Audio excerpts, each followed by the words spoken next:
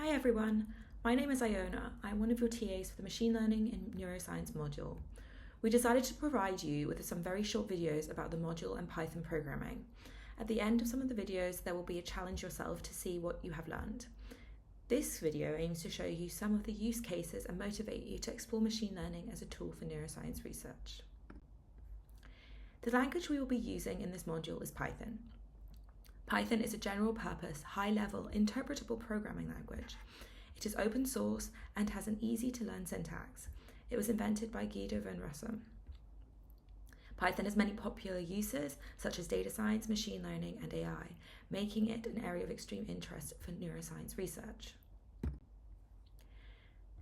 Machine learning accelerates neuroscience research by uncovering complex patterns in brain data, enabling novel insights into brain function, disease mechanisms, and therapeutic strategies. The research areas range from disease classification to mapping the brain connectome. Machine learning enables us to utilize the full potential of data to make data-driven discoveries. The figure below just shows some of the areas that are important in machine learning for neuroscience and areas that you can further research in different projects. There are many different types of data that can be used in machine learning for neuroscience, such as imaging data, genomic data, or electronic health record data. The data comes in many different forms, such as structured numerical data or unstructured text. Based on the data type and format, the appropriate research techniques may differ. Even though machine learning provides a novel approach to conducting research, there are still challenges.